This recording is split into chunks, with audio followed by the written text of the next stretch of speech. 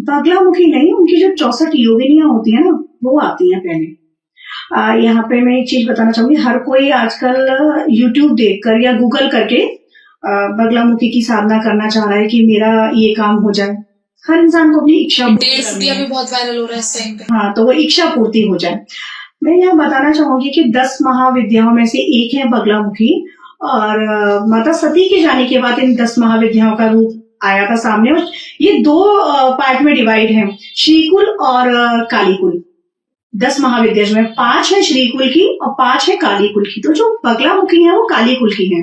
तो काली तो उग्र है, काली के तो उनका क्रोध शांत करने के लिए शिव को भी स्वयं नीचे आके लेटना पड़ा था, तभी क्रोध शांत कर पाए थे महादेव। अब वो बगलामुखी की साधना करनी चाहिए या नहीं? बिना गुरु के बगलामुखी की साधना नहीं करनी चाहिए। किसी योग्य गुरु के अंडर आप पूरी दीक्षा के साथ उसकी साधना करें, अन्यथा ना करें। क्यों? क्योंकि वो बहुत उग्र देवी हैं। आप कलयुग में करनी चाहिए, रील्स में आ जाता है आप ये करो, रील्स में बहुत सारी चीजें बता देते हैं रेमेडीज, लेकिन बहुत से लोग कहते हैं हमें तो ये प्रभावी नहीं है। तो सबसे बड़ी चीज है कि आप अपना ध्यान, मैं हमेशा ध्यान पे बात करती हूँ, ध्यान को कनेक्ट करो ईश्वर के साथ, ध्यान में जाओ, साधना करो। लेकिन बगलामुखी साधना किसी दीक्षित जो इंसान है उसको ही करनी चाहिए, गुरु के सानिध्य में। जब आप स्वयं करोगे ना, सबसे पहले 64 योगिनियां आती हैं, वो आपको डराती हैं जो आप कह रहे हैं, क्योंकि काली से पहले, हर देवी से पहले 64 योगिनी है, भैरव है, हनुमान जी है, फिर इन तक पहुंचा जा सकता है। तो इसमें बहुत सारे तंत्र में फिर बहुत सारे प्रोसेस हैं। ये सच में आती है डराने?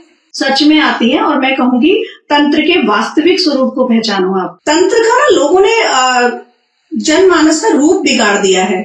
तंत्र वो नहीं है कि उच्चाटन मारण ये सब।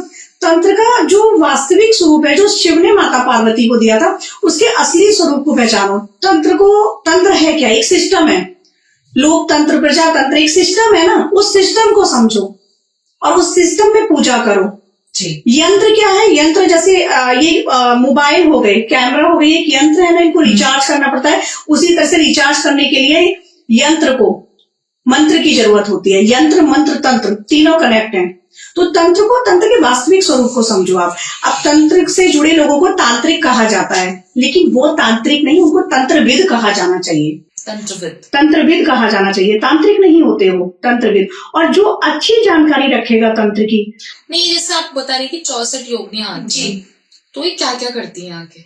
वो आपको डराएंगे, वो आपको क्यों डराती है? लेकिन वो आप उसके पात्र हैं या नहीं? आप इतनी बड़ी सिद्धि करने जा रहे हैं, वाकई आप पात्र हैं? आपकी आत्मा उतनी निर्मल है?